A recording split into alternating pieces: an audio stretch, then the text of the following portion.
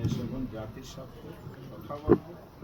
আমাদের বক্তব্য করবো দেশ গড়ার জন্য। আমাদের বাংলাদেশ, দেশকে আমরা ভালোবাসি, দেশকে আমরা পিছনে নিতে চাই না, সামনে নিতে চাই।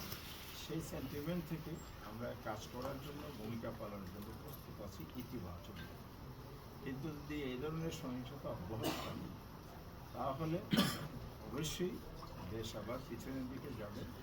আমরা কোনো অপশক্তির হাতে, যারা ষড়যন্ত্র করে দেশকে অস্থিতির সৃষ্টি করে গণতন্ত্রের অভিযাত্রাকে ধ্বংস করার পায়তারা করবে, সে জায়গায় আমরা আপোষহীন থাকব। এই জন্য প্রয়োজনে আমরা রাস্তায় নামতে পারব। ইতিমধ্যেই আমরা 11 দলের পক্ষ থেকে গতকাল জাতীয় কমিটি মিটিং করেছি। শীর্ষ নেতৃবৃন্দের সাথে আলাপ করে আমরা আগামীকাল 16ই ফেব্রুয়ারি ঢাকার রাজপথে বাইতুল মোকাররম উত্তর গেট থেকে আমরা প্রতিবাদ সভা এবং বিক্ষোভ মিছিলের ঘোষণা দিয়েছি। কারণ হচ্ছে এই সহিংসতা বন্ধ করতে হবে। বিকাল 4:30টায় জনগণকে সাথে নিয়ে আমরা প্রতিবাদ করতে চাই। এত যদি না থামে তাহলে আমাদেরকে রাজপথে আরও আগাতে হবে। আমরা চাই না রাজপথে রাজনৈতিক বিষয় সমাধান করতে। সেটি পার্লামেন্ট গঠিত হয়েছে, হয়তো 2 দিন পরে শপথ হবে। সেই পার্লামেন্টই রাজনৈতিক সকল আলোচনার কেন্দ্রবিন্দু হোক, এটাই গণতান্ত্রিক আওয়াজ, পলিটিক্যাল কালচার নতুন ধরে আমরা তৈরি করতে চাই। যারা অধিক সংখ্যক আসনে বিজয়ী হয়ে সেই পথে না হেঁটে অসুস্থ পথে যেতে চান, জনগণ সেটা মেনে নেবে না। জনগণকে সাথে নিয়ে আমাদের হতে হবে বিশ্বাস। আরেকটা বিষয় হলো সংস্কার। খানা বুক হয়েছে, এখানে অবাক হওয়ার মতো বিষয়, বিভিন্ন আসনে আপনার দানিশীষ প্রার্থী বা তাদের জোটের প্রার্থী যা ভোট পেয়েছে, না ভোট করেছে সেই। তাহলে সংস্কার সবাই মিলে করার জন্য আমরা জুলাই সনদ রচনা করলাম, কিন্তু ভোটের রেজাল্টটা এরকম হয়েছে কীভাবে, এটা দেশবাসী অবশ্যই বিবেচনায় আনবে আগামী।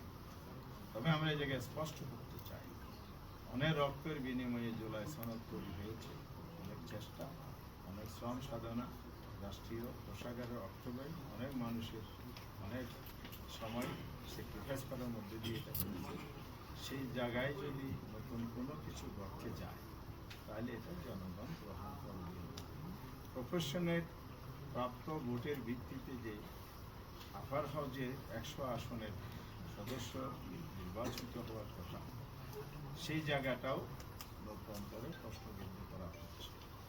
অর্থাৎ এখানে যে পিআর সিস্টেম, আনুপাতিক হার জুলাই সনদে বলা আছে, সেটাই জনগণ গ্রহণ করে নিয়েছে। 4টি কোয়েশ্চেনের সেকেন্ড কোয়েশ্চেনে সেটা বলা আছে।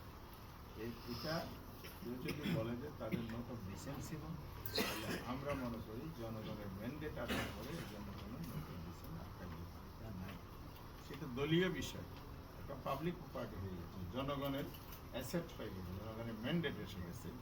এখন প্রয়োজন হলো সবাই মিলে দেশকে সামনে এগিয়ে নিতে হলে জুলাই সনদ বাস্তবায়ন করার দিকে পথ চলতে হবে। ঐক্যবদ্ধ সবাইকে ভূমিকা পালন করতে হবে। শেষ কথা হচ্ছে, বাংলাদেশ একটি নির্বাচনের মধ্য দিয়ে কনস্টিটিউশনাল প্রসেসে ক্ষমতার পরিবর্তন হয়।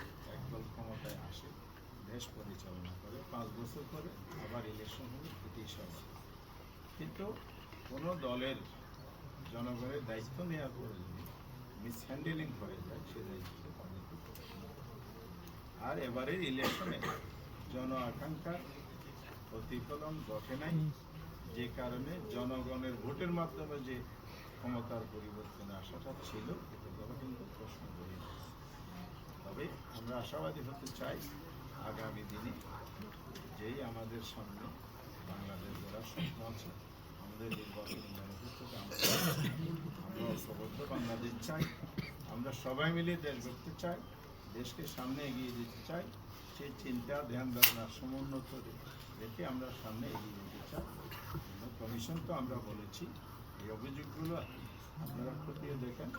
আমরা আইনি প্রক্রিয়ায় যেটা আগাবো, স্বচ্ছতার সাথে যদি আইন প্রয়োগ হয়, বিচারিক প্রক্রিয়া অনুসরণ করা হয়, কোনো হস্তক্ষেপ ছাড়া যদি ন্যায় বিচার প্রতিষ্ঠিত হয়, এটাই হবে আগামীর বাংলাদেশের জন্য একটা নতুন মাইলফলক।